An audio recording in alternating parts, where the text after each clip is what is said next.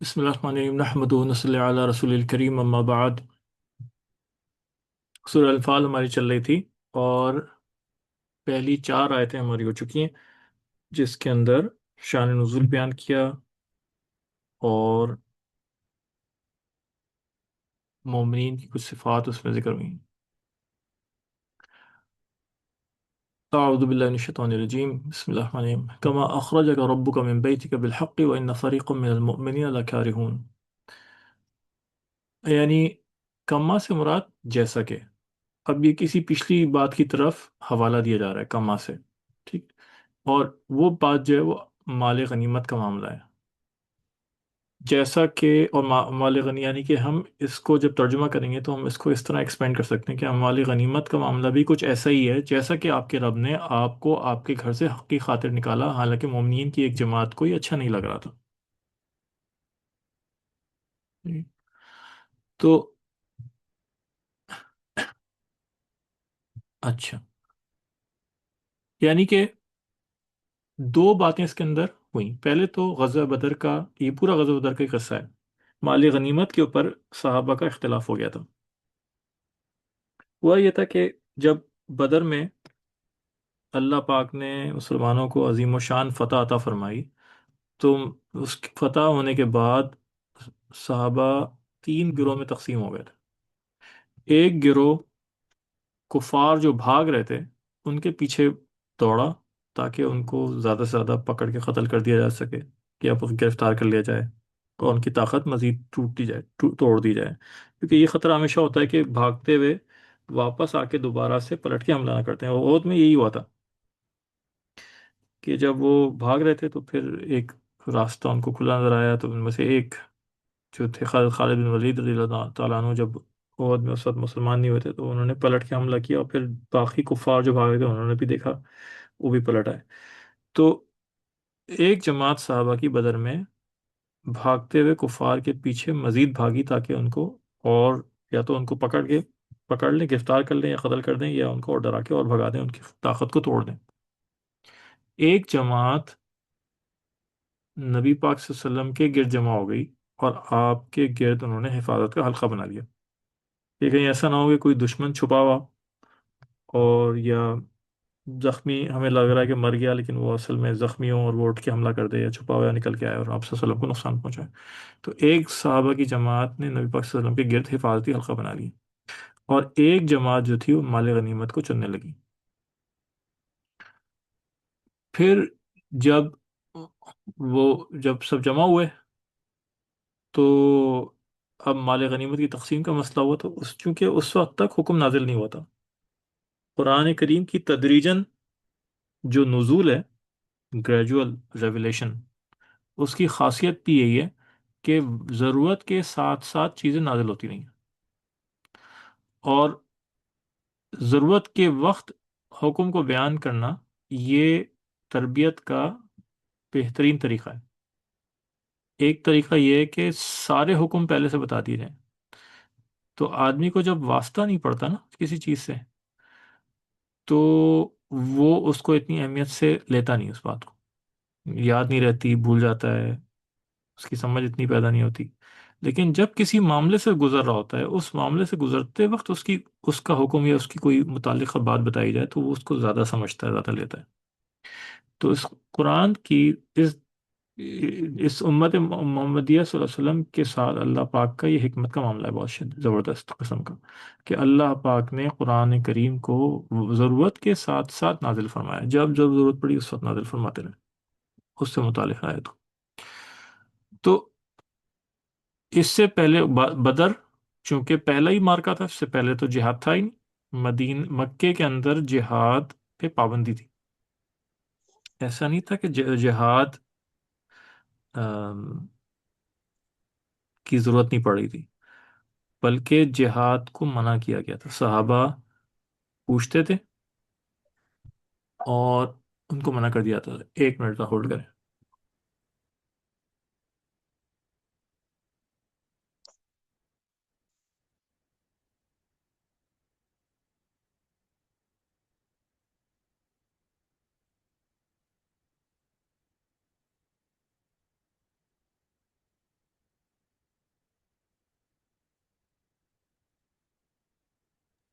اور صحابہ کے اوپر ظلم ہو رہا ہوتا تھا، صحابہ اجازت مانگتے تھے نبی پاک صلی اللہ علیہ وسلم سے کہ ہمیں اجازت دیں کہ ہم لڑیں، اور وہی نازل ہوتی تھی، آیت نازل ہوتی تھی، کفو ایدیکم، اپنے ہاتھوں کو روک کے رکھو، لڑنے کی اجازت نہیں ہے۔ پھر جب مدینہ ہجرت کر کی چلی، مدینہ حضرت ہجرت ہو گئی، اور پھر ریاست ایک قائم ہوئی، پھر قوانین بنے، اس وقت پھر مسلمانوں کو اجازت ملی، اور حکم آیا کہ اب تمہیں اجازت ہے جہاد کی، اب جب موقع آئے تو تمہیں جہاد کرنا ہوگا۔ تو بدر جو ہے وہ پہلا موقع تھا جس وقت مسلمانوں نے کفار کے مقابلے میں جہاد کیا، اس سے پہلے کبھی نوبت ہی نہیں آئی اور اجازت ہی نہیں تھی، تو لہٰذا اس سے متعلقہ احکام بھی نازل نہیں ہوئے۔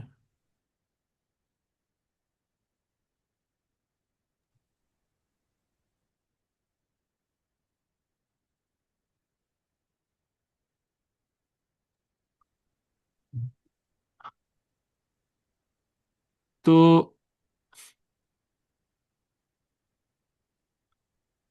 اچھا جی، تو اس میں سے ایک حکم جو تھا وہ یہ تھا مال غنیمت کی تقسیم کا۔ تو جب جمع ہوا تو پھر اب اس میں اختلاف ہی ہوا، تو جنہوں نے جمع کیا تھا ایک جماعت میں، وہ کہنے لگے کہ چونکہ ہم نے جمع کیا، یہ ہمارا ہونا چاہیے۔ تو وہ جماعت جو کافروں کے پیچھے بھاگی تھی، انہوں نے دعویٰ کیا کہ ہم جو کافروں کے پیچھے بھاگے ہیں تو اس کی وجہ سے تمہیں موقع ملا جمع کرنے کی، لہٰذا اس میں ہمارا بھی حق ہے۔ اور وہ جماعت جو نبی پاک صلی اللہ علیہ وسلم کے گرد حلقہ، حفاظت کا حلقہ بنا کے کھڑی ہوئی تھی، انہوں نے کہا کہ بھئی ہم چاہتے تو ہم بھی جمع کر سکتے تھے، لیکن ہمیں تو نبی پاک صلی اللہ علیہ وسلم کی حفاظت کا بھی خیال تھا۔ تو اس طرح سے تین تو ہمارا بھی اس میں حصہ ہونا چاہیے۔ اب اس میں جو ہے وہ جب اختلاف ہوا تو اس کے اوپر پھر وہی نازل ہوئی۔ اچھا، اب اس میں ذہن میں اشکالات بہت سارے آ سکتے ہیں اس کے بارے میں کہ آ، ایک گروہ نے حفاظت کا حلقہ بنایا تو باقی انہوں نے کیوں نہیں بنایا، باقی کیوں نہیں شامل ہوئے حفاظت کے حلقے میں؟ تو یہ ایک گروہ تو کفار کو کے پیچھے بھاگا ان کو مارنے کے لیے اور ان کو دور تک بھگانے کے لیے، ضروری چیز تھی۔ تو سوال یہ پیدا ہوتا ہے کہ جو باقی تھے، وہ جو جمع کرنے میں لگ گئے تھے، انہوں نے آپ صلی اللہ علیہ وسلم کی کیوں نہیں حفاظت کا خیال کیا؟ تو جب ایک تعداد صحابہ کی انہوں نے نبی پاک صلی اللہ علیہ وسلم کو حفاظت میں لے لیا، تو اب مزید کی ضرورت نہیں بچی کہ مزید بھی اس میں شامل ہوں۔ تو باقی نے جب یہ دیکھا کہ بھئی اب وہ جماعت بھی کافی ہے جو کفار کے پیچھے بھاگ رہی ہے، وہ جماعت بھی کافی تعداد میں جس نے نبی پاک صلی اللہ علیہ وسلم کو حفاظت میں لے لیا، آپ صلی اللہ علیہ وسلم بھی سیف ہیں، کفار بھی واپس نہیں آ سکتے، تو اب ہماری ضرورت ان دونوں جگہوں پہ بچی نہیں باقی۔ تو اب ہم باقی جو کام بچا ہوا ہے اس کو کرتے ہیں، جو ہم غنیمت جمع کر لیتے ہیں تاکہ وقت بچے گا۔ تو یہ کام اس وجہ سے، تو نبی پاک صلی اللہ علیہ وسلم نے پھر اللہ نے حکم فرمایا کہ جو مال غنیمت ہے وہ مال اللہ اور اس کے رسول کا ہے، اور ان کی مرضی سے تقسیم ہوگا، جس کو وہ جتنا دینا چاہیں اس کو دیں گے۔ اور پھر اس کے بعد آپ صلی اللہ علیہ وسلم نے برابر کے حساب سے سب کو تقسیم کیا، اور اس کے بعد پھر اس میں مزید حکم آیا کہ جس کا جو خمس ہے، یعنی 1/5، 1/5 حصہ جو ہے وہ ریاست کو جائے گا، مال بیت المال میں جمع ہوگا، حکومتی کاموں میں استعمال ہوگا، اور باقی جو 4/5 حصے ہیں، یعنی 5 حصوں میں تقسیم کیا جائے گا، اس میں سے ایک حصہ ریاست کو مل جائے گا مال غنیمت میں، بیت المال میں، اور باقی جو 4 حصے ہیں وہ مجاہدین میں تقسیم ہو جائیں گے۔ پھر آپ صلی اللہ علیہ وسلم نے سب کو برابر کیا۔ تو اس سے یہاں پہ جو حکم نازل ہوا، اس سے یہ بات طے ہو گئی کہ اب کہ اس سے کوئی تعلق نہیں ہے کہ کون جمع کرنے میں شامل ہوتا ہے اور کون جمع نہیں کرتا، کیونکہ تقصیر کار ہوتی ہے نا، کام کی تقسیم ہوتی ہے کسی بھی چیز کے اندر۔ جب ایک بڑی جماعت، ایک بڑا گروپ مل کے کسی کام کو انجام دے رہا ہوتا ہے، تو اس کام کے اندر بہت سارے چھوٹے چھوٹے اور کام بھی انجام دینے ہوتے ہیں، ہر آدمی ہر کام نہیں انجام دے سکتا۔ تو لہٰذا کچھ لوگ اگر مال غنیمت کو جمع کرنے میں لگیں گے تو اس سے باقیوں کا حق کی نفی نہیں ہوگی، بلکہ اس سے کوئی فرق نہیں پڑتا کہ کون جمع کر رہا ہے کون جمع نہیں کر رہا، جو بھی جمع ہوگا وہ اللہ کے نبی پاک صلی اللہ علیہ وسلم کو دے دیا جائے گا، ایک ساتھ ایک ڈھیر لگا دیا جائے گا، اور پھر اس میں سے نبی پاک صلی اللہ علیہ وسلم جس کو جو دل چاہیں گے تو تقسیم کریں گے، اور آپ صلی اللہ علیہ وسلم کی تقسیم جو اللہ کی تقسیم ہے، اور اس کے اوپر کوئی کسی کو اعتراض کرنے کا حق حاصل نہیں ہے۔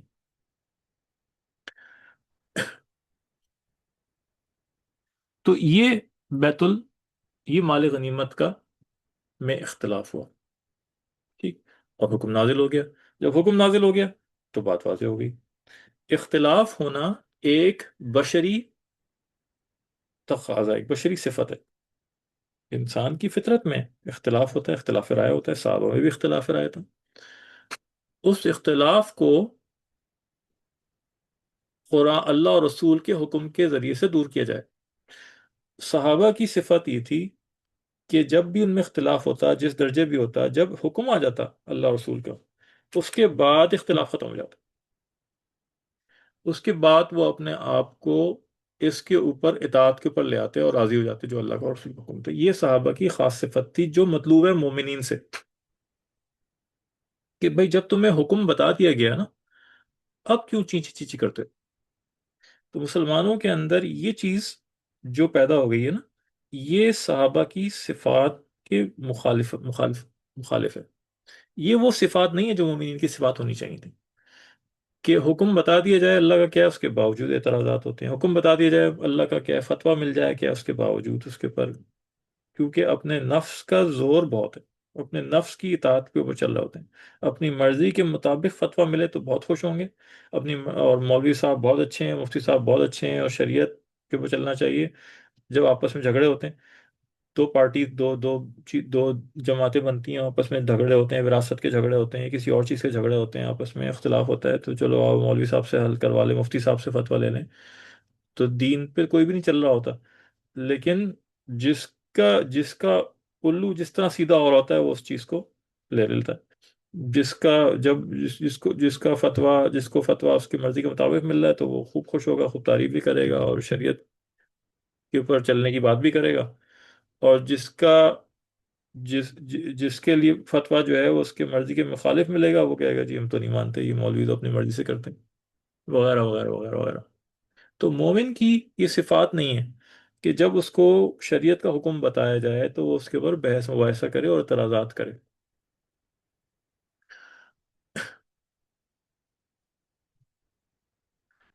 تو صحابہ کے اندر یہ چیز نہیں تھی، اختلاف ہوتا تھا، اور جب اس کے اوپر نبی پاک صلی اللہ علیہ وسلم کا فیصلہ آ جاتا تھا، وہ اختلاف ختم ہو جاتا تھا، اور سب اپنے آپ کو اس کے اوپر لے آتے تھے۔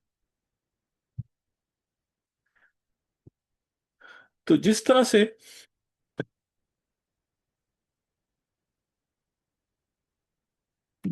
سے نبی پاک اس میں اللہ پاک اس طرف اشارہ فرما رہے ہیں کہ جس طرح سے جو اختلاف ہوا تھا مال غنیمت کے اندر، اسی طرح سے ایک اختلاف ہوا بدر کے اندر لڑنے کے متعلق۔ وہ کیا تھا، اس کے اوپر پورا واقعہ سمجھ لیں اس کو، کہ آپ لوگوں نے سنا ہو بھی ہوگا پہلے، کما اخراجک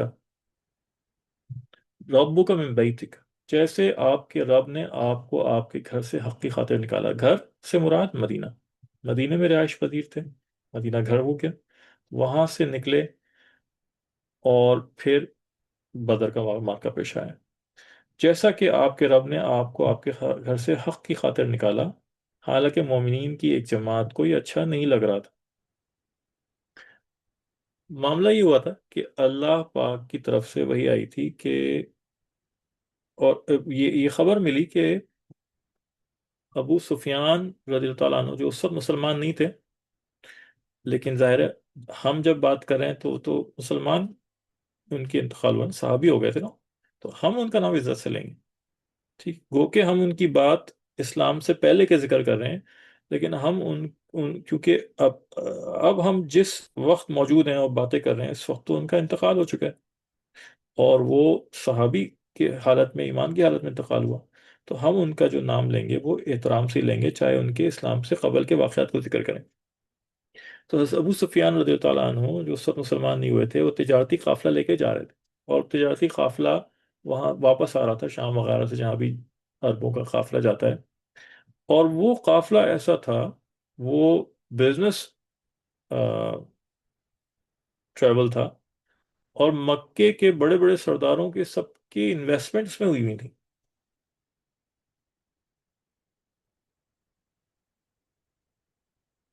نبی پاک صلی اللہ علیہ وسلم نے کو جب خبر ملی کہ حضرت ابو سفیان رضی اللہ عنہ کا قافلہ یہاں سے گزرے گا قریب سے، تو آپ نے یہ رائے پیش کی، آپ نے یہ کہا کہ بھائی ہم ان کو ہم ان کو انٹرسپٹ کرتے ہیں، ان کو روکتے ہیں، ان پہ حملہ کرتے ہیں، اور ان کے مال پہ قبضہ کر لیتے ہیں۔ اکنامیکل اور لاجسٹک جو لائنس ہوتی ہیں، اس کو توڑنا ہوتا ہے دشمن کی۔ دشمن کی مدد جس جگہ سے ہو رہی ہوتی ہے جنگ کے اصولوں میں سے، کیونکہ مکے کے کفار مخالفین تھے اور اسلام مخالف تھے، اور مکہ جو تھا وہ دارالحرب تھا۔ حرب کہتے ہیں جنگ کو، دارالحرب اس ملک کو، اس جگہ کو کہتے ہیں، اس خطے کو کہتے ہیں جو جنگ کی جگہ پر ہو۔ وہاں پہ جانا، اس کو دارالکفر بھی کہہ سکتے ہیں، دارالحرب بھی کہہ سکتے ہیں۔ وہاں پہ ایمان اور جان اور مال اور عزت محفوظ نہیں ہوتی مسلمان کی۔ تو مکے میں یہی کیفیت تھی ساری۔ مدینے سے کوئی اگر مکے چلا جائے، اس کو پکڑ لیا جاتا تھا، گرفتار کر لیا جاتا تھا، پھر اس کو مجبور کرتے تھے اسلام چھوڑنے کے اوپر، اور پھر تکلیفیں دی جاتی تھیں اور مار بھی دیا جاتا تھا۔ شہید کتنے صحابہ کو شہید کیا گیا۔ تو مکہ دارالحرب تھا، وہ جگہ تھی جہاں جس سے مسلمانوں کی لڑائی چل رہی تھی۔ دارالحرب کے اصول الگ ہوتے ہیں۔ ہر وہ جگہ جہاں پہ کفار کی حکومت ہو، وہ دارالحرب یا دارالکفر نہیں کہلاتی۔ دارالحرب اور دارالکفر ایک ہی چیز ہے۔ یہ اصطلاح اس کے لیے استعمال ہوتی ہے، اس خطے کے لیے جن سے مسلمانوں کی جنگ چل رہی ہو۔ جب جنگ چل رہی ہوتی ہے تو کسی قسم کے ملکی انٹرنیشنل قاعدے قوانین اس پہ عمل نہیں ہو رہا ہوتا۔ تو اگر جنگ نہیں چل رہی تو اس کو دارالحرب دارالکفر نہیں کہیں گے، ٹھیک ہے؟ گو کہ وہاں پہ کافروں کی حکومت ہو، اور وہاں پہ میجورٹی کافروں کی ہو، حکومت بھی کافروں کی ہو، اس کو دارالحرب اور دارالکفر نہیں کہا جائے گا اگر کھلی اوپن جنگ نہ چل رہی ہو۔ مثال کے طور پہ آسٹریلیا کافروں کی حکومت ہے، ان کا ملک ہے، امریکہ انہی کا ملک ہے، یورپ کے زیادہ تر ممالک انہی کے ہیں، لیکن یہ دارالحرب دارالکفر نہیں کہلائیں گے، کیونکہ یہاں جب مسلمان جاتا ہے تو اس کا دین، ایمان، جان، عزت خطرے میں آج نہیں پڑی ہوئی ابھی۔ ایسا نہیں ہوتا کہ اس کو پکڑ لیں اور اس سے کہیں کہ اسلام چھوڑو۔ ایسا نہیں ہوتا کہ اس کو پکڑ کے اس کے ساتھ زیادتیاں ہوں، اور اس کا مال چھین لیا جائے اور اس کو بے وجہ مار دیا جائے، صرف اس وجہ سے کہ وہ مسلمان ہے۔ کا دکا کیسے اس طرح کے ہوتے ہیں، لیکن حکومتی سطح کے اوپر یہ چیز نہیں ہوتی۔ اور جب مسلمان یہاں سے جاتا ہے تو وہ اجازت لے کر جاتا ہے، وہ ویزا لے کر جاتا ہے، جسے اجازت کہتے ہیں، ویزا اجازت ہوتی ہے۔ اور جب وہ ویزا لیتا ہے تو اس ویزے میں اس بات کا اقرار ہوتا ہے کہ وہاں کے احکام کی، قانون کی کو مانیں گے، اس کے مطابق چلیں گے، اس کو توڑیں گے نہیں بلا وجہ۔ دارالحرب کے قوانین کچھ اور ہیں۔ دارالحرب کے اندر بغیر اجازت کے جانا جائز ہے، کیونکہ وہ مسلمانوں کے ساتھ جہاد پر ہے، جنگ پر ہے، اور جب وہ جنگ پر ہے تو وہ اجازت کیوں دے گا آنے کی؟ تو اسی طرح سے وہاں پہ گھس کے ان کی چیزیں چوری کر کے لینا یہ بھی جائز ہے، کیونکہ دارالحرب چل رہا ہے، لڑائی چل رہی ہے۔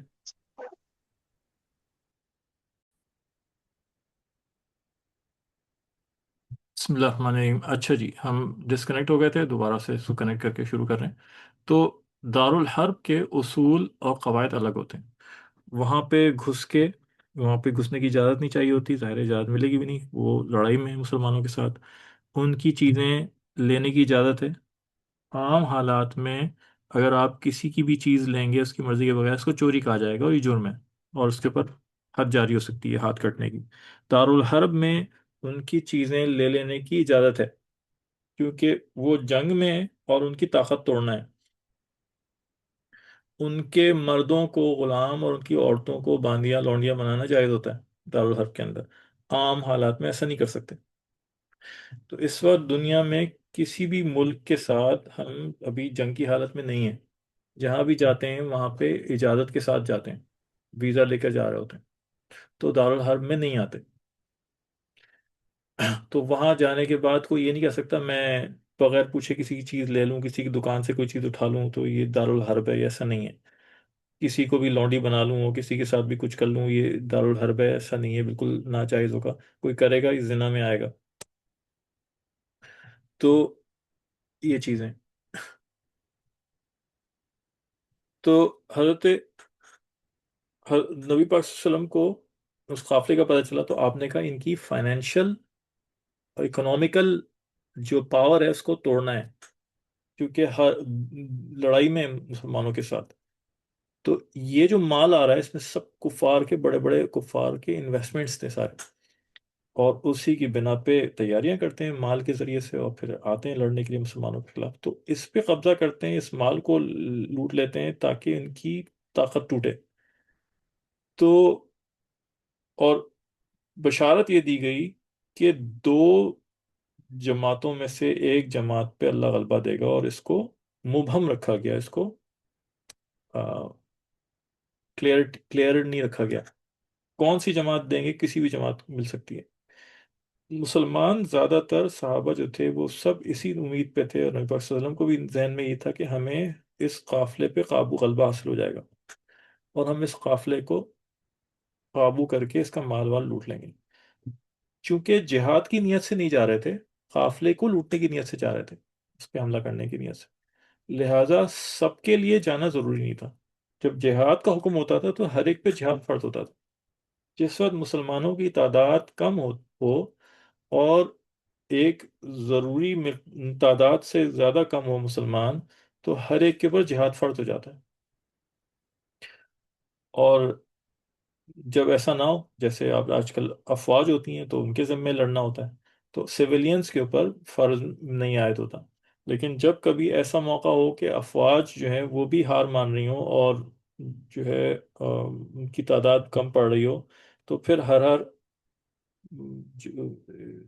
شخص کے اوپر، مرد عورت کے اوپر، مردوں کے اوپر جہاد جو ہے وہ لازم ہو جائے گا کرنا، اپنے دفاع کے لیے ملک کے اندر، ملک پہ جب حملہ ہو، خدا نہ کرے، اللہ نہ کرے۔ تو وہ زمانہ ایسا تھا کہ اس میں سویلینز اور فوج کی تقسیم نہیں تھی، سارے صحابہ ہی تھوڑے سے مٹھی پر مسلمان ہوتے تھے، مختصر، اور سب کے سب جہاد میں حصہ لیتے تھے۔ حضرت عمر رضی اللہ تعالیٰ عنہ کی خلافت میں جا کر دو گروہ الگ الگ سے بنے، ایک فوجی اور ایک سویلین۔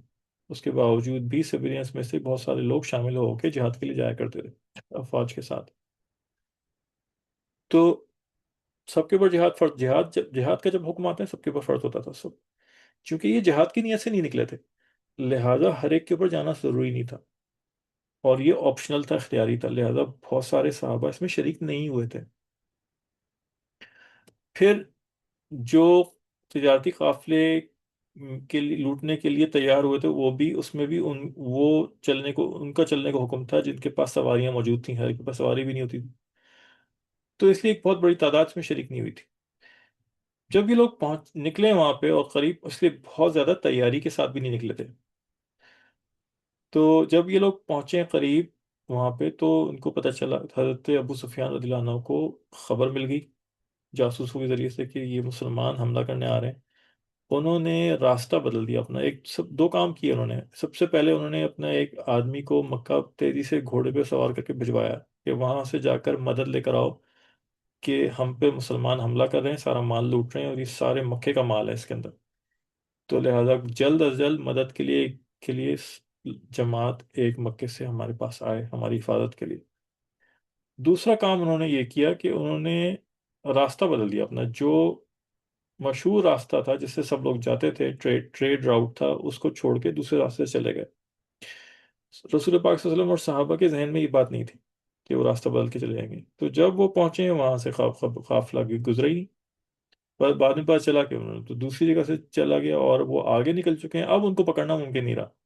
دوسری خبر ان کو یہ ملی کہ وہ جو آدمی بھیجا تھا حضرت ابو سفیان رضی اللہ عنہ نے، وہ مکے پہنچ گیا، اور مکے پہنچ کے اس نے شور مچا دیا کہ بھائی تمہارے ساتھیوں پہ، قافلے پہ اور مال پہ حملہ ہو رہا ہے، جلدی چلو.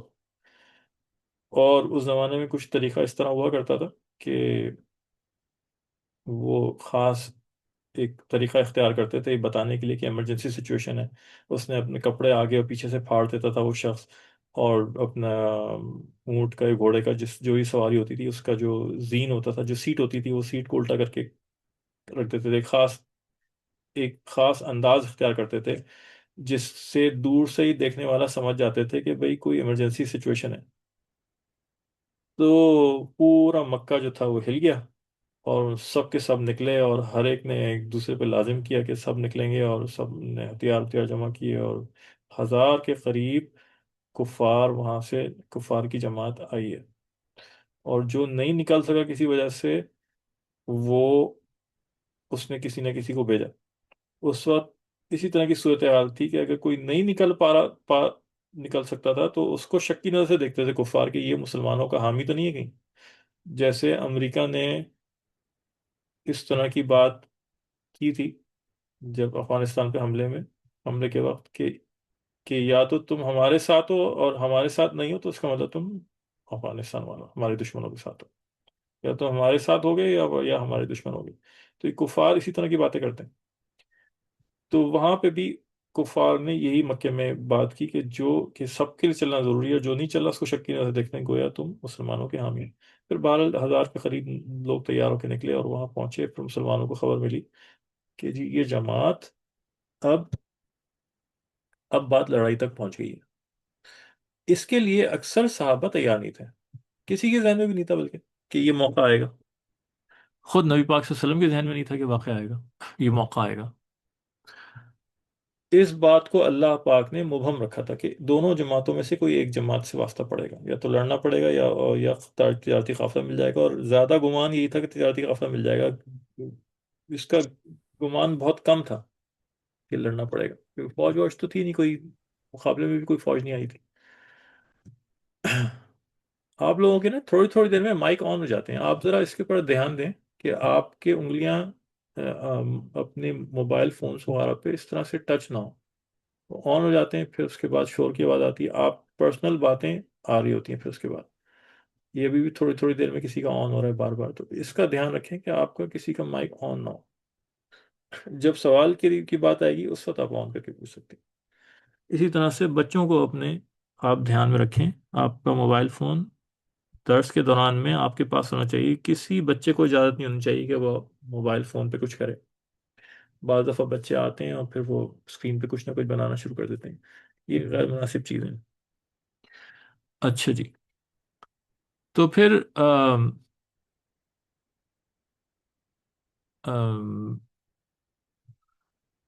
جب یہ پتہ چلا کہ جماعت آ رہی ہے کفار کی لڑنے کے لیے، ٹھیک، تو نبی پاک صلی اللہ علیہ وسلم نے اپنے لشکر کو شمار کیا کہ ہم لوگ کتنے. تو جب گنا، حضرت قیس بن سعد رضی اللہ تعالیٰ عنہ کو گنا، کو حکم دیا کہ آپ دیکھیں کتنے ہیں مسلمان. انہوں نے اطلاع دی کہ یا رسول اللہ صلی اللہ علیہ وسلم 313 حضرات ہیں. آپ صلی اللہ علیہ وسلم یہ تعداد سن کے خوش ہوئے، اور آپ نے کہا کہ یہ تعداد اصحاب طالوت کی ہے، اس لیے یہ نیک فعال اور کامیابی کی علامت ہوگی انشاءاللہ. اصحاب طالوت بنی اسرائیل کو جب حکم دیا گیا تھا حضرت موسیٰ علیہ السلام کی نگرانی میں کہ فلسطین، بنی اسرائیل، یہودیوں نے کہا ہمیں فلسطین واپس چاہیے. تو اللہ پاک نے کہا کہ تمہیں جہاد کرنا پڑے گا اس کے لیے. تو جب وہ وہاں پہنچے جہاد کے لیے، تو یہ قصہ آپ میں سے بہت سو نے سنا ہوگا کہ وہاں عمالقہ قوم آباد تھی، بہت لمبے چوڑے لوگ تھے. تو ان کو دیکھ کے ہی لوگ ڈر گئے. حضرت موسیٰ علیہ السلام نے بہت ان کو ترغیب دی کہ اللہ نے تمہیں فتح کا وعدہ کیا ہوا ہے، تم بس ہمت کرو، آگے لڑو، لڑو آ کے، فتح تمہاری ہوگی. لیکن وہ لوگ ڈر گئے اور انہوں نے کیا کہا، فَاذْهَبْ أَنْتَ وَرَبُّكَ فَقَاتِلَا إِنَّا هَاهُنَا قَاعِدُونَ، قرآن میں اللہ نے ذکر کیا، اور انتہائی بیہودہ بات کی. یہاں بہت بیہودہ قوم تھی یہودی، ابھی بھی بہت بیہودہ ہیں، اور سب بھی بہت بیہودہ تھے. کہ حضرت موسیٰ سے کہہ رہے ہیں، پیغمبر سے کہہ رہے ہیں کہ آپ اور آپ کے اللہ جا کے لڑے، ہم تو یہیں بیٹھے ہیں، ہم سے نہیں ہوتا. تو اس کی سزا میں ان کو صحرا میں قید کر دیا گیا تھا. صبح سے شام تک چلتے رہتے، واپس شام ہوتی ہے واپس وہیں پہنچے ہوتے ہیں. تو یہ اللہ کا ایک طرف سے سزا تھی. بہرحال پھر اس کے بعد حضرت موسیٰ علیہ السلام کا انتقال ہو گیا. پھر جو ہے حضرت طالوت کی آ، عمارت کے اندر انہوں نے جہاد کیا. جب یہ گئے وہاں پہ تو بیچ میں ایک پانی آیا اور جھیل آئی. حضرت طالوت نے حکم دیا کہ بھئی کوئی اس میں سے نہیں پیے گا، اجازت نہیں ہے پینے کی، اور پیاس لگ رہی تھی سب کو. تو چھوٹی سی جماعت کے علاوہ سب یہودیوں نے، سب بنی اسرائیل نے اس میں سے پانی پی لیا. جن نے پانی پیا ان سب کے اندر سے لڑنے کی طاقت ختم ہو گئی، اور وہ کمزوری محسوس کرنے لگے. اور وہ چند لوگ، مٹھی بھر لوگ تھے جنہوں نے اطاعت کی، اور وہ 313 تعداد تھی. اس کا ذکر یہاں فرمایا گیا، اور انہوں نے جہاد کیا، اور پھر اللہ تعالیٰ نے ان کو فتح دی. تو نبی پاک صلی اللہ علیہ وسلم نے کہا بھئی یہ تو اصحاب طالوت کی تعداد کے برابر ہے، اس لیے یہ تو اچھی اچھی بات ہے، نیک فعل ہے. ٹھیک. تو ایک ہوتا ہے نیک فعل، ایک ہوتا ہے برا فعل. شریعت کے اندر برا فعل لینا جائز نہیں ہے. کسی چیز کو منحوس نہیں سمجھ سکتے، کسی چیز کو بیڈ لک نہیں لے سکتے آپ، یہ جائز نہیں ہے. گڈ لک لے سکتے ہیں، گڈ لک کی اجازت ہے، اس لیے کہ گڈ لک لینا طبیعت کو بشاش کر دیتا ہے، اور بیڈ لک لینا جو ہے وہ طبیعت میں منفی اثرات پیدا کرتا ہے. کوئی چیز بیڈ نہیں ہوتی شریعت کے اندر، بیڈ لک نہیں ہو سکتی کسی چیز کی وجہ سے. ہاں اس کی وجہ سے یہ چیز بری، یہ چیز بری، یہ چیز بری، ایسا نہیں.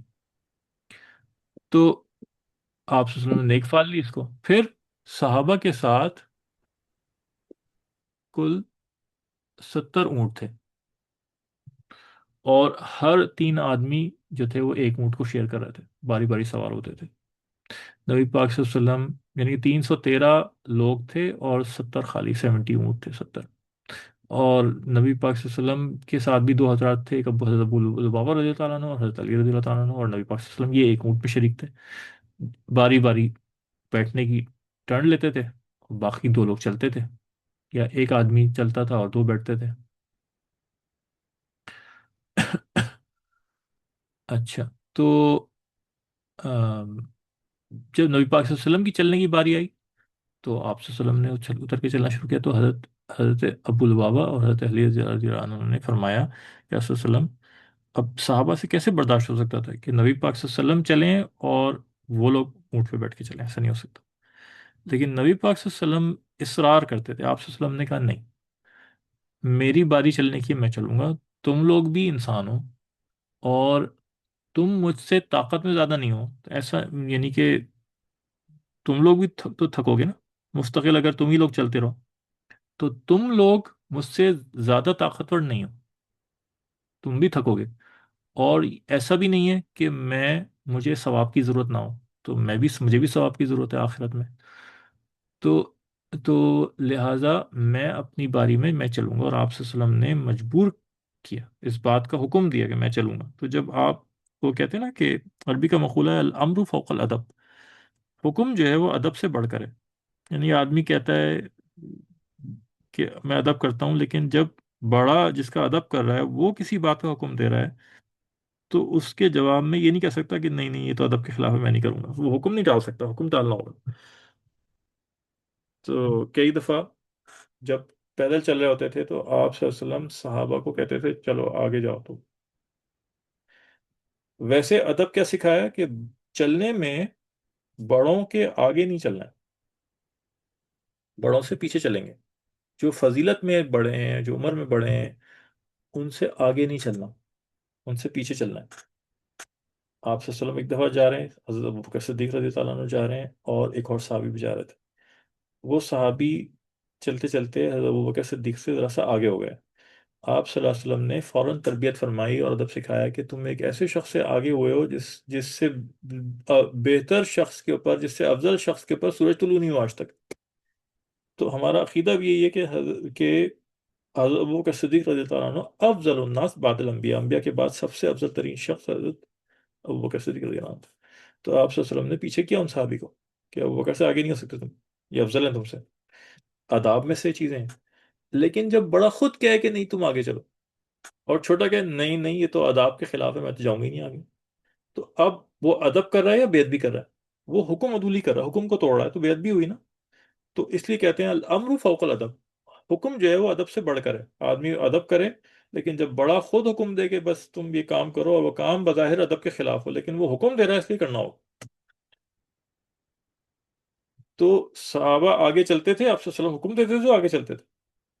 اسی طرح سے اونٹ کے اوپر بھی آپ صلی اللہ علیہ وسلم نے حکم دیا کہ نہیں تمہیں بیٹھنا ہے، اور میں نہیں چلوں گا، تو اب حکم جو ہے وہ ادب پہ غالب آئے گا، اور حکم پورا کرنا ہی اصل ادب ہے۔ محمود اور ایاس کا قصہ مشہور ہے نا، کہ حضرت محمود غزنوی رحمۃ اللہ علیہ متقی بادشاہوں سے تھے، اور ہمارے ہیرو میں سے، جو ہمارے ہیرو ہیں نا، ان سب ہیروز کو یہ گورے، یہ ان کو گندا کر دیتے ہیں، ان کو ولن بنا کے دکھا رہے ہوتے ہیں، اور یہ ساری کتابیں ہماری جو پڑھائی جا رہی ہوتی ہیں او لیول کے اندر، پاکستان اسٹڈیز، ہسٹری، اسلامک، اور یہ جتنی بھی چیزیں، اور یہ ہمارے بورڈ کی کتابیں جو لگائی ہیں، ان میں سب میں غلط باتیں بتائی گئی، یہ سب دشمن کی بتائی ہوئی چیزیں ہیں، کفار کی بتائی ہوئی چیزیں ہیں، کہ اس امت کو، اس قوم کو اپنی تاریخ سے دور کر دیا جائے، اور صحیح بات کو غلط پیش کیا جائے، اور غلط بات کو صحیح کہہ کے پیش کیا جائے۔ اس لیے حکومتی سطح پہ جو کتابیں ہوئی ہوئی ہیں ان میں سے کسی کا کوئی اعتبار نہیں ہے، صرف علماء حق جس چیز کو اٹیسٹ کریں گے، جس چیز کو ویلیڈیٹ کریں گے، اس چیز کا اعتبار ہوگا۔ حکومتی سطح پہ کوئی جو چیز صحیح نہیں ہو رہی ہوتی، اس وقت ساری حکومتیں کفار کی حکومتیں، سب حکومتیں کفار کے ہاتھ میں، سب ان کے نمائندے بیٹھے ہوئے ہیں۔ ہر جگہ پہ کوئی اس وقت دنیا میں جگہ نہیں ہے جہاں پہ کسی بھی اسلامی ملک کے اندر کوئی اسلامی نظام نہیں ہے اس وقت، سب اسلامی ممالک نام کے اسلامی ہیں، ان سب کے جو جو حکمران ہیں وہ سب کفار کے نمائندے ہیں اس وقت۔ تو حکومتی سطح کے اوپر کسی چیز کا کوئی اعتبار نہیں ہے آپ نے، تو جتنی بورڈ میں چیزیں کتابیں لگی ہوئی ہیں، کیمبرج کی کتابیں لگی ہوئی ہیں، سب میں جھوٹ جھوٹ باتیں بتائی، اور ہیروز کو ولن دکھایا ہوا ہے اور ولنز کو ہیروز بنا کے دکھایا ہوا ہے۔ تو کیمبرج کی کتاب کے اندر حضرت اورنگزیب عالمگیر رحمۃ اللہ علیہ مغل بادشاہ، سارے مغل بادشاہوں میں سب سے متقی پرہیزگار آدمی حضرت اورنگزیب عالمگیر رحمۃ اللہ علیہ تھے، خزانے سے خرچ نہیں کرتے تھے اپنی ذات کے اوپر رقم، بلکہ ٹوپیاں سیکھ کے اور قرآن کی کتابت کر کے پیسے کماتے تھے، اتنا متقی پرہیزگار بادشاہ تھا یہ۔ ان کو دیکھیں، ان کو سب سے زیادہ گندا کیا ہوا تھا کیمبرج کی کتابوں میں، اور ہندو تو نفرت کرتے ہیں ان سے، اور کسی مغل بادشاہ، باقی سارے مغل بادشاہ عیاش تھے، یہ متقی پرہیزگار تھے، سب سے زیادہ ان کو گندا کیا۔ کیمبرج کی کتابوں میں ان کو الٹا سیدھا لکھا ہوا ہے۔ میرے بچے جب او لیول کر رہے تھے تو ٹیوشن کوچنگ سینٹر پڑھنے آتے تھے، تو ان کتابوں میں بتایا تو ہم بچوں کی اصلاح کرتے تھے، ساری باتیں بتائیں بچوں کو، تو علماء کے بیان سنوائے اس کے اوپر، تو وہ کہتے ہیں ہمیں تو سر یہ پڑھا رہے ہوتے ہیں وہاں پہ، ان کو ٹھیک کروایا ان کو جا کے۔ پھر میں نے اپنی بچی سے کہا، میں نے کہا یہ امتحان میں اگر سوال آئے گا حضرت اورنگزیب عالمگیر رحمۃ اللہ علیہ پہ، تم لوگ سچ بات لکھ کر آؤ گے، جو ان کی کتاب میں لکھا ہے وہ نہیں لکھو گے، چاہے وہ تمہیں اس کوشچن پہ 0 نمبر دے دیں، لیکن یہ ہماری دینی غیرت ہے اس کے اوپر، کہ ہم دنیا کے فائدے کے لیے جھوٹ لکھ کر آئیں، یہ نہیں ہو سکتا، اور دنیا کے فائدے کے لیے جو ہماری ویلیوز ہیں ان کو قربان کریں گے، نہیں ہو سکتا۔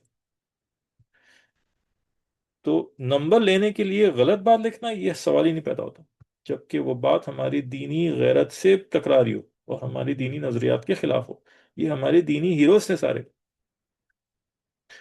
تو میں نے کہا خبردار تم لوگ ہرگز نہیں لکھ کے آؤ گے، تم چاہے تمہیں 0 نمبر ملے لیکن تم سچ بات لکھ کر آؤ گے، 0 ملے گا تو کیا ہوا، اس سوال میں ملے گا نا، پورے بچے میں تو 0 نہیں مل رہا نا۔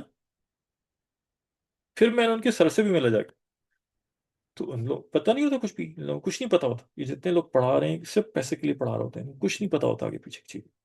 اس نے کہا نہیں وہ یہ وہ نمبر مل جائیں گے، میں نے کہا کٹ جائیں نمبر، میں نے کہا آپ کے اوپر لازم ہے کہ آپ صحیح بات بتائیں، یہ دشمنوں کی چالیں ہیں ساری، دشمن گندا کر رہے ہوتے ہیں، ہمارے ہمارے ہیروز کو ولن دکھا رہے ہیں اور ولنس کو ہیروز بنا کے دکھا رہے ہیں، سارے ہماری سوچ کو اور ہماری نظریات کو تباہ کر رہے ہیں۔ تو میں نے کہا میں نے تو بچوں کو یہ کہا ہے، اور میں نے کہا آپ کو بھی یہ ذمہ داری ہے آپ کی کہ آپ جب پڑھائیں تو آپ یہ بچوں پوری بھری کلاس میں آپ یہ بتائیں کہ بچوں یہ بات صحیح ہے، یہ صحیح لکھ کے آنا چاہے تو میں 0 ملے اس کو۔ وہ خاموش ہو گئے چلے گئے۔ تو یہ چیزیں تھیں۔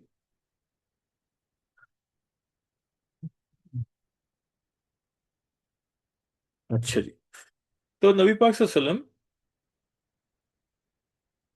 حکم دیتے تھے کہ میں نیچے چلوں گا، تمہاری باری تم تو بیٹھو گے، اس پہ عمل کرتے تھے۔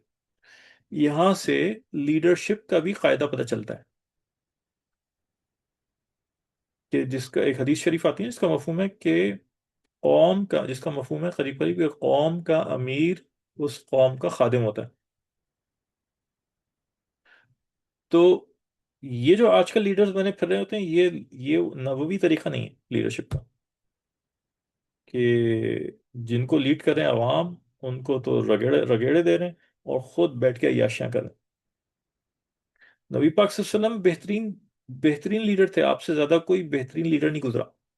آپ کی طریقوں میں، آپ کی سنت میں لیڈرشپ کے پرنسپلز ہیں، ساری لیڈرشپ پہ جو کتابیں لکھی جا رہی ہیں سب اٹھا کے پھینک دیں، نبی پاک صلی اللہ علیہ وسلم کی زندگی کو پڑھیں، آپ صلی اللہ علیہ وسلم کی زندگی میں جو چیز نظر آئے گی وہ لیڈرشپ پرنسپلس ہیں۔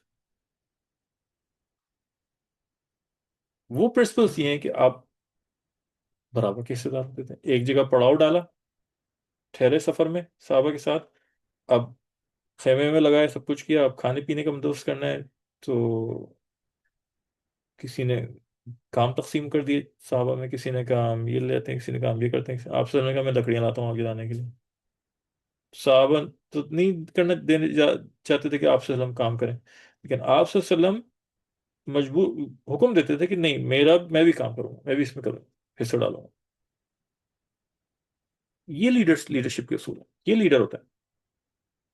حضرت عمر رضی اللہ تعالیٰ عنہ جو اپنے دور خلافت میں تھے، تو اور روم جو سپر پاورز تھیں اس وقت، روم اور ایران میں سے کسی ایک کا کوئی نمائندہ، کوئی قاصد آیا ملنے کے لیے، اور اس نے کبھی نبی حضرت عمر کو دیکھا نہیں تھا۔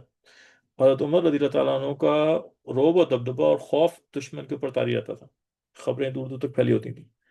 تو وہ یہ سوچ کر آیا ملنے کی کہ پتہ نہیں کہ آپ کا دربار کیسا ہوگا، تو بادشاہوں کے دربار سے آیا تھا، تو وہاں کا دربار دیکھا ہوتا تھا اس نے، تو اس نے کہا کہ یہ شخص جس کی خوف اور ہراس دور دور تک پھیلا ہوا ہے، اور مسلمان کسی کے اتنی طاقتور بن چکے ہیں کہ کسی کی ہمت نہیں کہ ان کے ساتھ مقابلہ کر کے جیت سکے، ان کا امیر کتنا روب اور دبدبے والا ہوگا، اور ان کے امیر کا دربار کیسا ہوتا ہوگا، اور شان شوکت کیسی ہوتی ہوگی، تو یہ سوچ کے آیا۔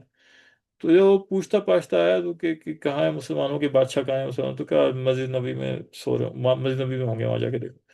تو جب گئے تو حضرت عمر رضی اللہ تعالیٰ عنہ مسجد نبی کے فرش پہ لیٹے ہوئے ہیں، اور سر کے نیچے اینٹ رکھی ہوئی ہے، اور سو رہے ہیں وہاں۔ وہ حیران رہ گیا، اس کو یقین نہیں آیا کہ اس طرح کا بھی کوئی حاکم ہو سکتا ہے، اتنی زبردست مسلمان سپر پاور بن چکے تھے ماشاءاللہ۔ تو یہ لیڈرشپ کے پرنسپلس ہیں ہمارے۔ اچھا جی، تو پھر وہاں سے کفار کی جماعت آئی، اور جو ہے وہ مسلمان اب جب آئے، تو اب جب یہ خبر ملی کہ وہ تو نکل گیا قافلہ، تجارتی قافلہ، اور اب ہوگا جہاد، اب ہوگی لڑائی، تو صحابہ مینٹلی اس کے لیے تیار نہیں تھے۔ اب اس میں سے ایک بڑی تعداد تو بالکل بشاشت سے تیار ہو گئی. حضرت ابوبکر صدیق تھے، مہاجرین تھے، انصار کے بڑے بڑے صحابہ تھے. وہ بشاشت سے کہ ٹھیک ہے کوئی مسئلہ نہیں، لڑنا ہے تم لڑنے کے لیے بھی تیار ہیں. سمے نہ ہوتا نا، سبھی کے ساتھ یہ معاملہ تھا، سبھی کے ساتھ یہ معاملہ تھا.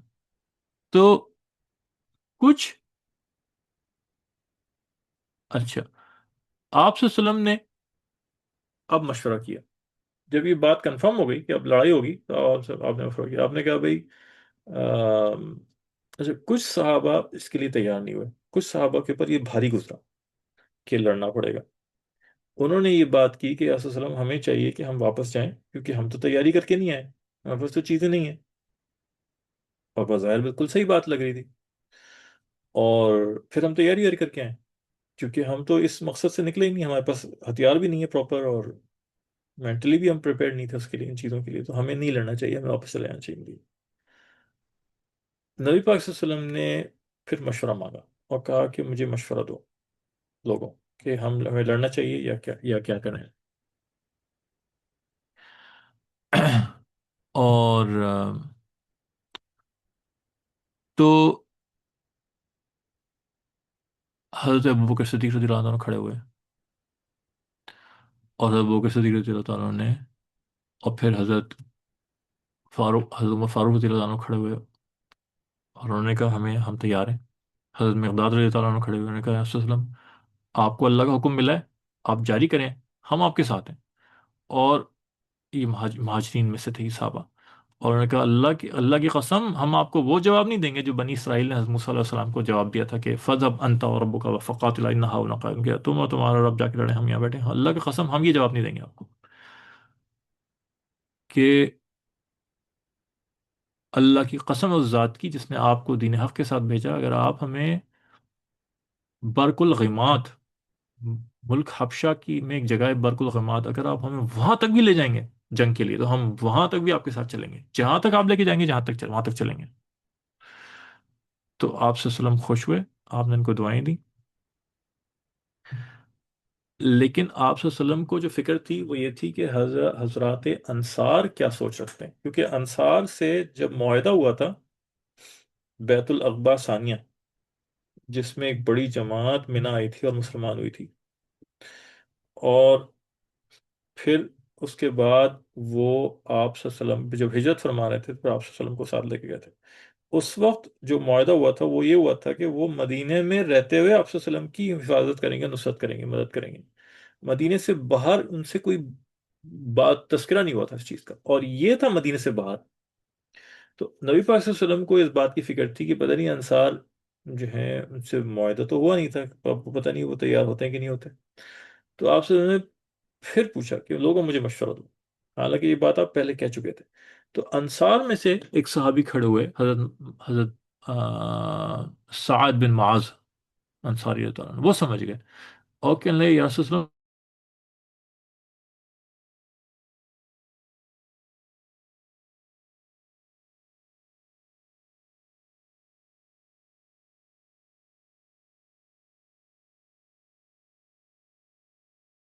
قسم ہے اس ذات کی جس نے آپ کو دین حق کے ساتھ بھیجا، اگر آپ ہم کو سمندر بھی لے جا کے ڈبو دیں گے ہم وہاں بھی چلے جائیں گے، دریا میں گھس جائیں گے آپ کے ساتھ، سمندر میں گھس جائیں گے، اور ایک آدمی پیچھے نہیں رہے گا.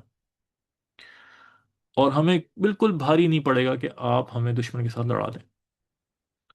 تو جہاں لے کے جائیں چلے جائیں. تو آپ صلی اللہ علیہ وسلم بہت خوش ہوئے، اور آپ صلی اللہ علیہ وسلم نے پھر یہ بشارت دی کہ میں اللہ کی قسم میں اپنی آنکھوں سے دیکھ رہا ہوں کہ مشرکین مکہ، کفار مکہ کے کون کون سا آدمی کہاں کہاں قتل ہوگا. تو یہ آپ صلی اللہ علیہ وسلم نے بشارت کے طور پہ فرمایا. تو اب یہ جو آیت، اب اس میں وَإِنَّ فَرِيقًا مِّنَ الْمُؤْمِنِينَ لَكَارِهُونَ، ایک جماعت ایسی تھی مومنین میں سے، صحابہ میں سے، جن پہ یہ بھاری بھاری ہو گیا تھا، بھاری پڑا تھا لڑنا. اب اس کو کس طرح سمجھا جائے؟ صحابہ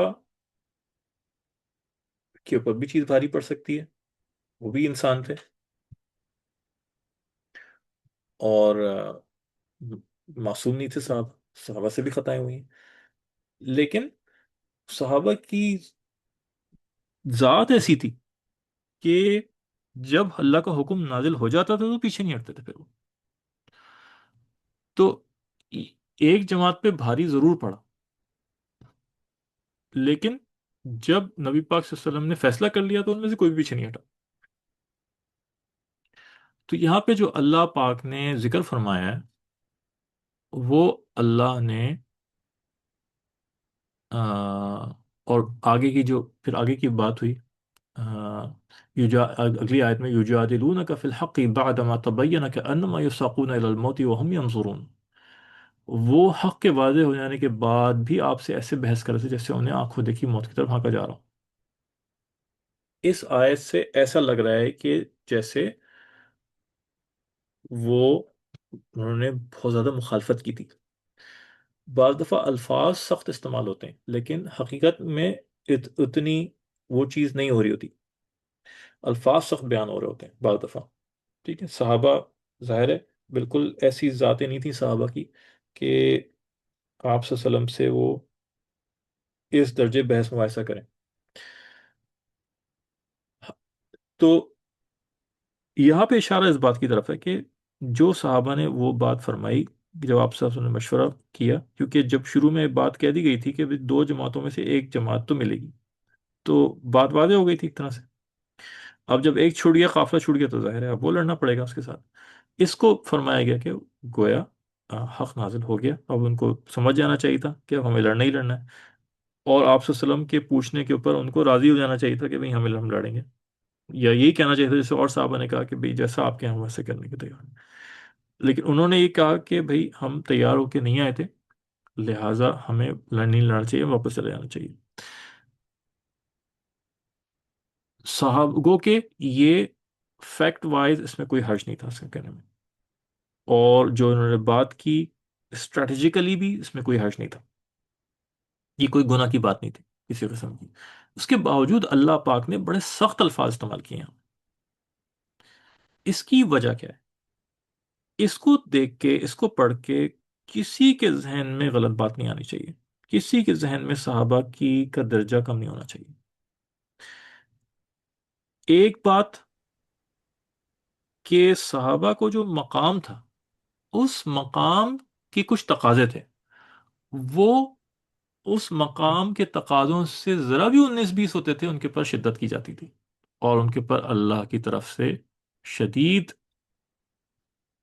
تنبیہ کی جاتی تھی، کیونکہ ان کا مقام ایسا تھا. جتنا زیادہ جس کا مقام ہوتا ہے اس کو ذرا ذرا سی بات کے اوپر اتنی شدید تنبیہ کی جا رہی ہوتی ہے. آپ دیکھیں کسی کمپنی، ایک کمپنی ہے اور اس کمپنی کا ایک ملازم ہے چھوٹا سا، اور اس سے کوئی غلطی ہو جائے بڑی سی، وہ اکثر وہ بہت ساری دفعہ معافی ہو جاتی ہے کیونکہ چھوٹا سا ملازم ہے. اور اس کا چیف ایگزیکٹو آفیسر CEO جو ٹاپ لیول پر ہوتا ہے، اس سے جب کوئی غلطی ایسی ہو جائے اور کمپنی کو نقصان پہنچے، اکثر اس کو ریزائن کرنا پڑتا ہے اور اس کو نوکری سے نکال دیا جاتا ہے کہ بھئی تم بہت ہی ہائر لیول کے اوپر ہو، تمہاری ذرا سی چیز بھی غلطی برداشت نہیں ہوگی، اس سے کمپنی کو بہت نقصان پہنچ سکتا ہے. اور چھوٹے ملازم کی بڑی سے بڑی غلطی بھی معاف ہو جاتی ہیں. اسی طرح سے اللہ پاک کہ جتنا جو قریب ہوتا چلا جائے گا، درجات میں جتنا کچھ بڑھتا چلا جائے گا، اس کی چھوٹی چھوٹی باتوں میں پکڑ ہونی شروع ہو جائے گی. اس کے لیے عربی کا ایک بہت مشہور جملہ استعمال ہوتا ہے، حسنات الابرار سیئات المقربین. حسنات الابرار سیئات المقربین، نیک لوگوں کی نیکیاں مقربین کے گناہ بن جاتے ہیں. مقربین بہت اعلیٰ درجہ ہے جو بہت قریب ہیں، اور نیک لوگ عام صالحین، عام سے لوگ جو ہیں ان کو نیک لوگ کہا گیا ہے. ان کی جو وہ اعمال جو نیک لوگوں کی نیکیاں شمار ہوتے ہیں، وہی اعمال بعض دفعہ جب مقرب لوگوں سے سرزد ہوں تو ان کے گناہ شمار ہوتے ہیں کہ تم سے یہ توقع نہیں، تم سے اس سے اعلیٰ توقع تھی. اس کی مثال سمجھیں کہ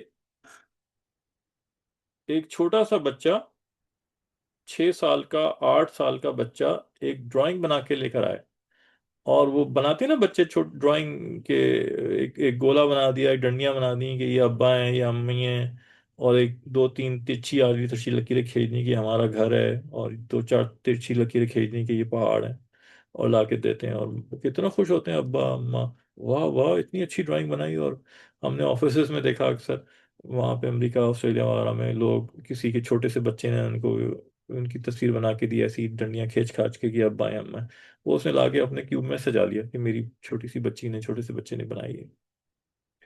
اور تو اسی کی تعریف، واہ واہ کتنی اچھی ڈرائنگ بنائی ہے وہ۔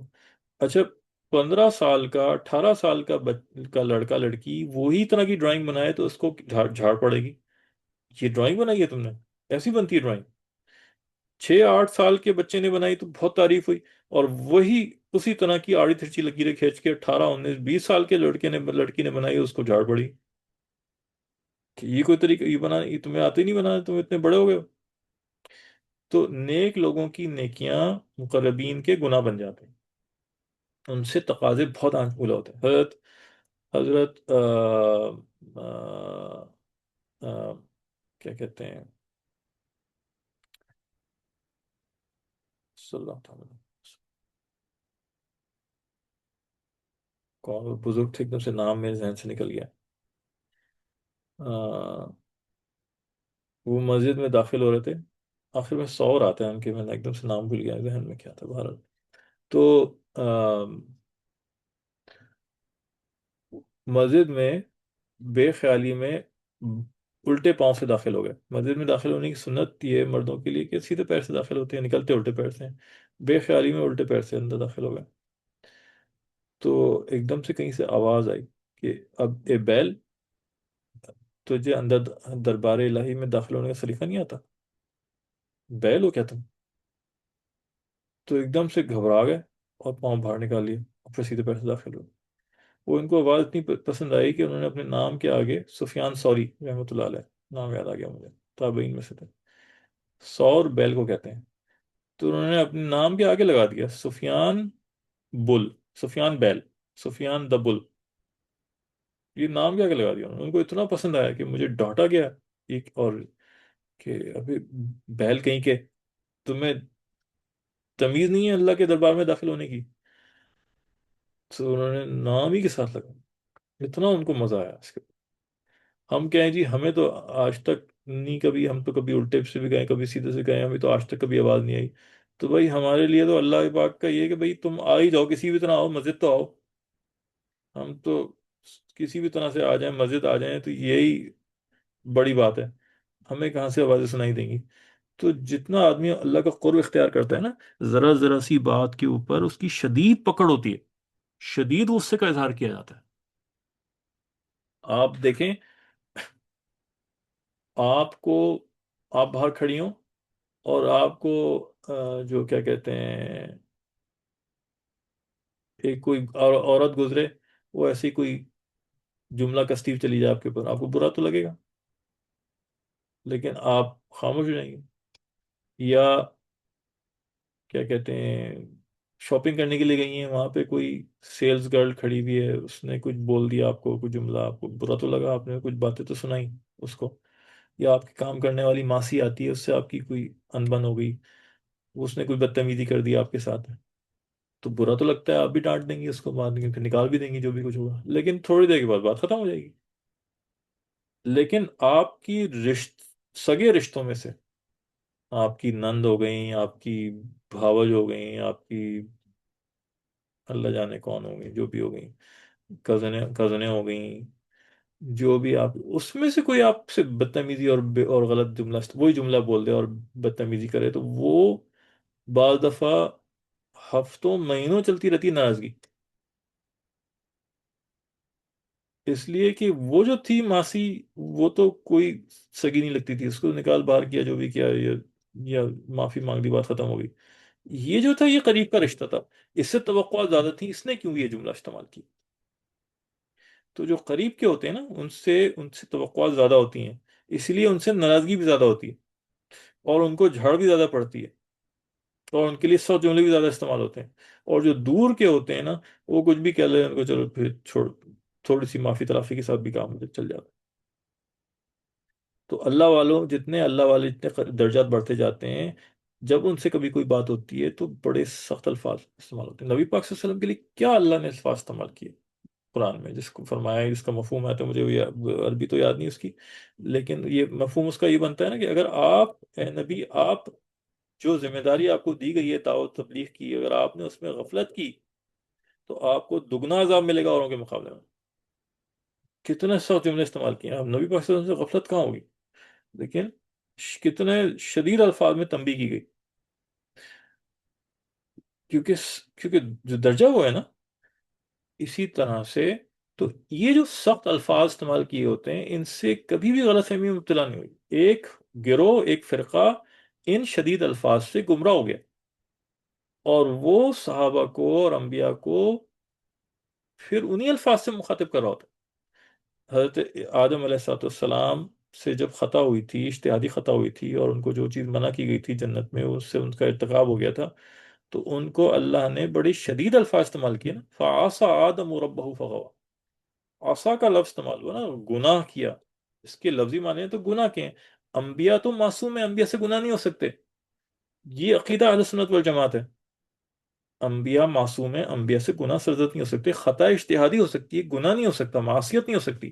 اللہ نے یہاں لفظی معصیت کا استعمال کیا کہ آدم علیہ السلام سے معصیت ہوئی ہے، جس کا ترجمہ کریں تو گناہ ہے، گناہ کا ترجمہ ہوگا، گناہ نہیں ہو سکتا۔ کیوں؟ اللہ نے، کہ ان کا جو درجہ تھا ان سے یہ خطا بھی نہیں ہونی چاہیے تھی، اللہ نے شدت کا لفظ استعمال کیا خالی بتانے کے لیے۔ اس سے گمراہی، اس سے غلط فہمی میں شکار نہیں ہونا، اس سے ان کی عزت میں کمی نہیں آنی چاہیے، ایک بات۔ دوسری بات یہ کہ بعض الفاظ اللہ استعمال کر سکتا ہے، ہم نہیں استعمال کر سکتے۔ بعض الفاظ اگر اللہ کے رسول نے صحابہ کے لیے استعمال کیے ہیں، ڈانٹا ہے ان کو، اللہ کے رسول صلی اللہ علیہ وسلم صحابہ کی تربیت مربی تھے، تربیت کرتے تھے، آپ صلی اللہ علیہ وسلم نے ڈانٹا بھی آپ کو کہ صحابہ کا، ایک دفعہ اللہ نے ڈانٹ پلائی، اللہ بھی مربی ہیں، اللہ بھی تربیت کرتے ہیں صحابہ کی، تربیت کی ہے۔ اللہ اور اللہ کے رسول اگر صحابہ کو یا انبیاء میں سے کسی کو سخت الفاظ استعمال کریں، دوسروں کو اجازت نہیں ہے کہ وہ ان سخت الفاظ کو استعمال کریں۔ اس کی مثال ایسی ہے کہ آپ کے دادا آپ کے باپ کو آپ کے سامنے ڈانٹ دیتے ہیں اور کہتے ہیں گدھا کہیں کا، تو دادا تو آپ کے والد کا باپ ہے نا، وہ تو اپنے بیٹے کو گدھا کہہ سکتا ہے ڈانٹ غصے میں؟ آپ اس کو سن کے کہ انہوں نے گدھا کہا، آپ تو نہیں گدھا کہہ سکتی، آپ کہیں گے تو آپ تو نافرمان سمجھی جائیں گے، اور آپ کو بدتمیز کہا جائے گا۔ ہم تو نہیں استعمال کر سکتے اپنے باپ کے لیے گدھا، کہ ہمارے دادا نے اگر ہمارے باپ کو گدھا کہا تو ہم تو نہیں کہہ سکتے، ہم تو اس کو ریپیٹ بھی نہیں کر سکتے، ہماری لیے تو بد تہذیبی ہوگی بہت شدید قسم کی۔ یہ لوگ اس میں کنفیوز ہو جاتے ہیں اور گمراہ ہو جاتے ہیں کہ اللہ نے ان کو یہ کہا، بھئی اللہ نے کہا ہوا ہے تو اللہ نے ان کی تعریف کی اور ان کے مقام کو بھی تو بیان کیا، تم وہ نہیں دیکھتے ہو؟ تو تم اللہ ہو کیا؟ اللہ تو تربیت کرنے والا ہے ان کی، تم تو تربیت کرنے والے نہیں ہو، وہ تمہارے مربی ہیں، صحابہ ہمارے مربی ہیں، صحابہ ہماری تربیت کرنے والے ہیں، ان کی زندگی کو دیکھ کے ہماری تربیت ہوتی ہے۔ اللہ کے نبی تو ان کی تربیت کرنے والے تھے، اللہ کے نبی ان کو ڈانٹ سکتے ہیں، اللہ کے نبی ان کو کسی بات پہ غصے میں کوئی بات بول سکتے ہیں، سخت جملہ بول سکتے ہیں، اللہ بول سکتا ہے سخت جملہ، میں اور آپ تو نہیں بول سکتے۔ یہ جہالت ہوتی ہے بہت بڑی، اس کو علم سمجھتے ہیں، حالانکہ سیدھی سیدھی جہالت ہے اور ناسمجھی کی کیفیت ہے، اور یہ اسی وقت حاصل ہوتی ہے جب غیر مستند طریقے سے علم کو یہ چیزیں پڑھی جا رہی ہوتی ہیں، اور اللہ والوں سے نسبت حاصل نہیں کی جا رہی ہوتی ہے اس کی، تو وہ علم منتقل نہیں ہوتا، وہ علم نہیں ہوتی، وہ معلومات ہوتی ہے، اور وہ بھی غلط ہوتی ہے۔ تو لہذا صحابہ سے کوئی حکم نہیں ٹوٹا تھا، صحابہ نے کوئی انکار نہیں کیا تھا کہ ہمیں نہیں لڑنا، صحابہ نے تو ایک مشورے کے جواب میں آپ صلی اللہ علیہ وسلم نے مشورہ مانگا تھا، اس کے جواب میں صحابہ نے تھوڑی سی کم ہمتی کا اظہار کیا تھا، اور یہ بھی سب تربیت کے موقع ہوتے ہیں، صحابہ کی تربیت مستقل چل رہی ہوتی ہے، ہر لمحہ تربیت کا ہوتا ہے، جب جب جس جس چیز کا موقع آئے گا وہ تربیت ہوتی جائے گی۔ لہٰذا ایسا موقع آپ دیکھیں گے کہ بڑے بڑے صحابہ تھے، اور بعض موقعوں کے اوپر ان کو تنبیہ کی گئی، اور ان سے کوئی بات ہوئی، اس لیے کہ وہ موقع اس سے پہلے کبھی آیا ہی نہیں تھا۔ تربیت مستقل چل رہی ہوتی ہے، شخصیت کے مختلف پہلوؤں میں چل رہی ہوتی ہے، جب کوئی موقع آتا ہے اس کے حساب سے جس چیز کا اظہار ہوتا ہے اس کے حساب سے تربیت کر دی جاتی ہے۔ اس کا فضیلت اس سے فضیلت اس کی وجہ سے فضیلت سے انکار نہیں کیا جا سکتا، اس کی وجہ سے ان کے درجات کا انکار نہیں کیا جا سکتا، ان کے ایمان اور یقین کے اوپر شکوک و شبہات نہیں کیے جا سکتے۔ ایمان اور یقین کا معیار اللہ نے صحابہ کو بنایا ہے، ٹھیک؟ تو ایمان اور یقین تو نبی پاک صلی اللہ علیہ وسلم کی صحبت کی وجہ سے ہی ان کا بہت اعلیٰ درجے کا ہو گیا تھا۔ شخصیت کے اندر مختلف تربیتی پہلو باقی رہ جاتے ہیں، جب جب وہ موقع آتا ہے اور وہ ظاہر ہوتی ہے کوئی ایسی چیز جس میں تربیت کی ضرورت ہو، آپ صلی اللہ علیہ وسلم اس پہ تربیت فرماتے ہیں۔ وہ چیز شروع میں بھی ظاہر ہو سکتی ہے، وہ چیز بعض دفعہ دیر میں ظاہر ہوتی ہے۔ تو ان کسی بھی چیزوں میں کبھی بھی بڑوں کے معاملے میں آدمی اس طرح کی غلط فہمی میں مبتلا نہ ہو اور اس طرح کی بے ادبی میں مبتلا نہ ہو، ٹھیک ہے؟ تو یہ جو اتنے سخت الفاظ کیے ہیں، یہ صحابہ کا توقع اللہ کی نزدیک اس سے زیادہ تھی کہ وہ بالکل بھی، جیسے حضرت ابوبکر صدیق نے کہا، جیسے حضرت عمر نے کہا، جیسے اور سعد بن معاذ رضی اللہ عنہ نے کہا مشورے کے جواب میں کہ آپ جدھر لے جائیں گے ہم تیار ہیں۔ یعنی فیصلہ پورا کا پورا نبی پاک صلی اللہ علیہ وسلم پہ چھوڑ دیا۔ ان سے بھی وہی توقع تھی کہ وہی کریں، گو کہ جو انہوں نے جواب دیا اسٹریٹجیکلی وہ غلط نہیں تھا، لیکن توقع ان سے اس سے زیادہ بہتر جواب کی تھی، اس بنا پہ اللہ نے ان کے لیے سخت الفاظ استعمال کیے۔ لیکن اس سے بالکل بھی ہماری ہمیں کسی قسم کی غلط فہمی نہیں ہونی چاہیے۔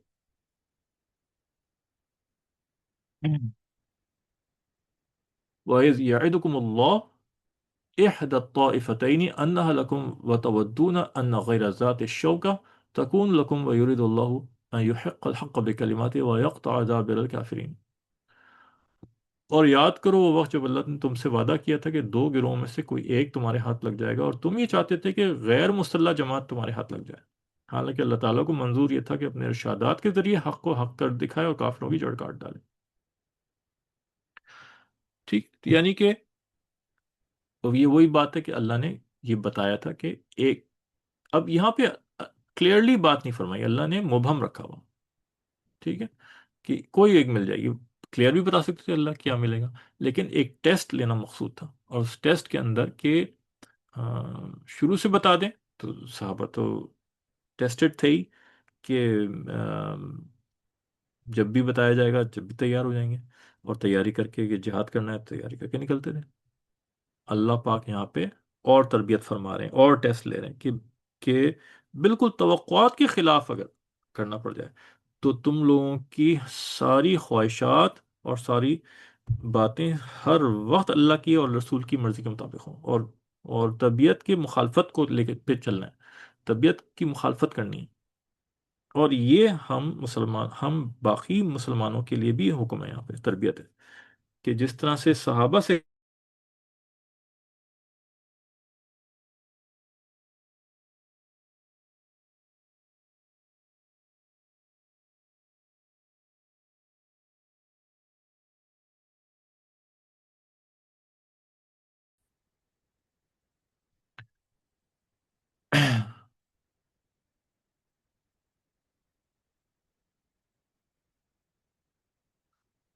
اچھا، اور یہ چاہنا صحابہ کا کہ تجارتی قافلہ مل جائے اور لڑنا نہ پڑے، یہ اس میں کوئی حرج نہیں ہے، انسان جو ہے وہ آم، کیا کہتے ہیں، اگر اس کو یہ بھی ایک فطری چیز ہے اس کے اندر، ٹھیک؟ لیکن اس میں صحابہ کی تربیت یہ فرمائی گئی کہ بھئی جب تمہیں کہا جائے، اور تمہیں آسان پسند نہیں ہونا چاہیے، سہولت پسند نہیں ہونا چاہیے، بلکہ تم ہر چیز کے لیے تیار رہو، یہ تربیت یہاں پہ فرمائی گئی، اور اس میں ہماری بھی تربیت ہے اس بات کی۔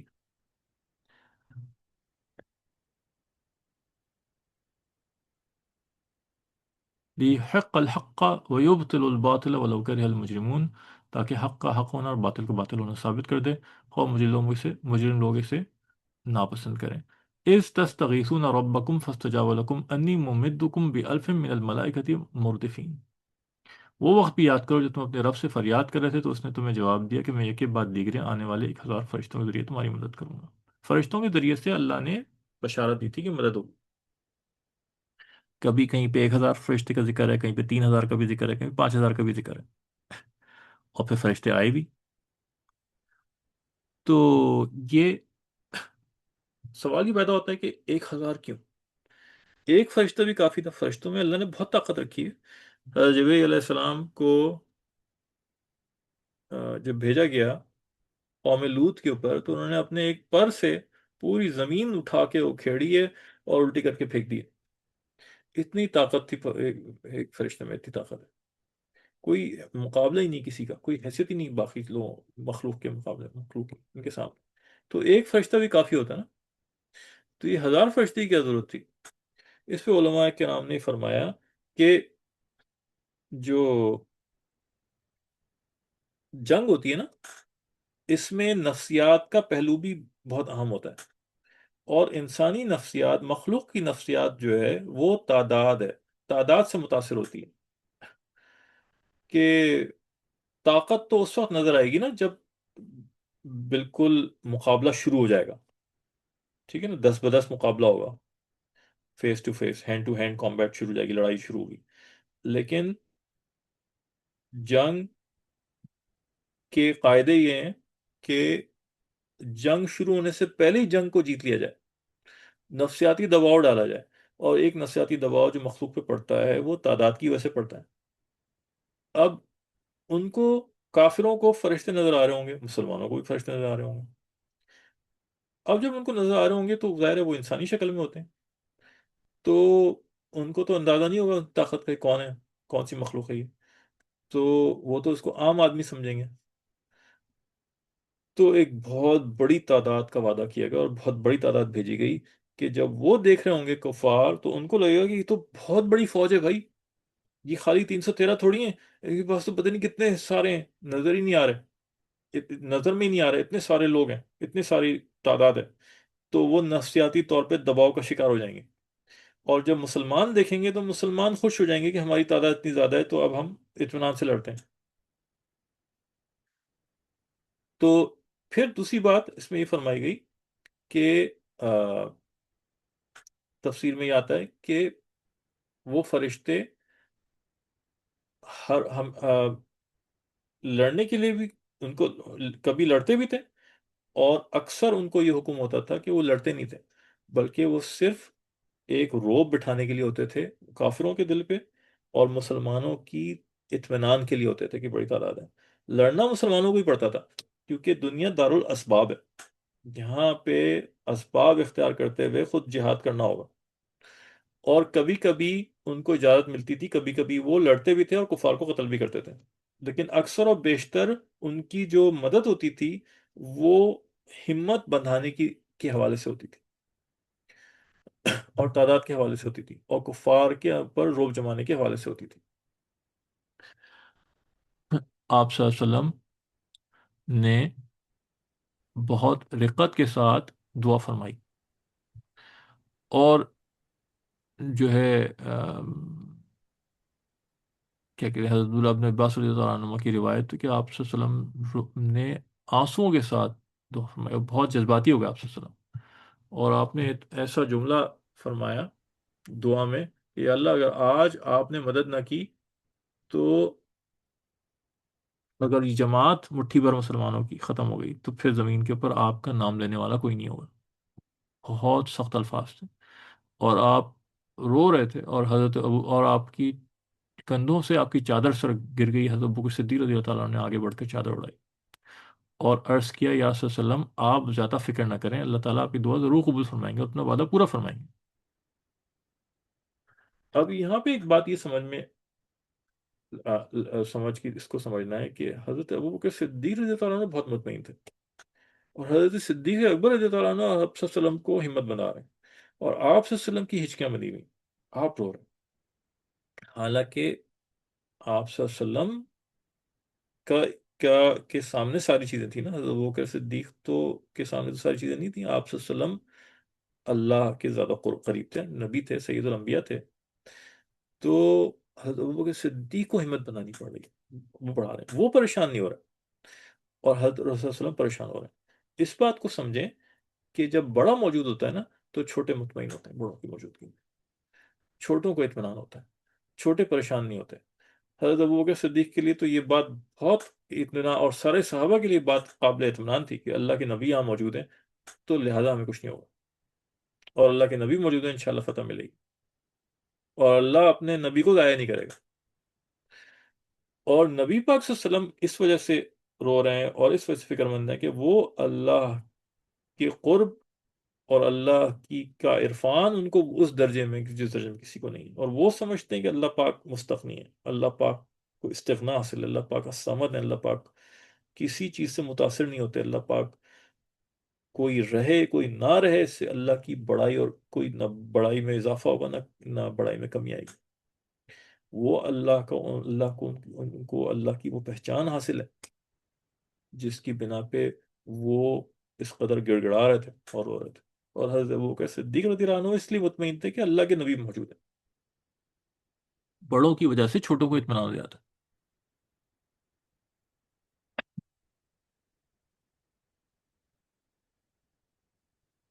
وما جعل الله إلا بشرى ولتطمئن به قلوبكم وما النصر إلا من عند الله إن الله عزيز حكيم.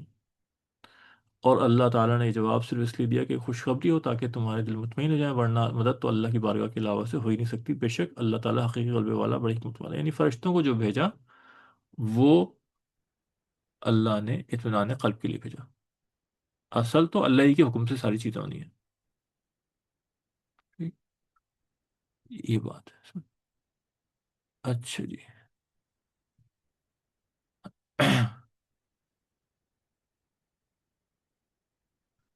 ٹھیک ہے، یہاں پہ روکتے ہیں، انشاءاللہ ہمارا وقت پورا ہو گیا. آیت نمبر 11 سے ہم اگلے ہفتے انشاءاللہ پڑھیں گے. اللهم لك الحمد كما أنت وصلي وسلم على محمد كما أنت وفعل بنا كما أنت فإنك التقوى المغفرة. اللهم أرنا الحق حقا وارزقنا اتباعه، وأرنا الباطل باطلا وارزقنا اجتنابه. اللهم اهدنا واهد بنا وجعلنا سببا، وصلى الله تعالى على نبينا محمد وسلم. آمين آمين آمين يا رب العالمين.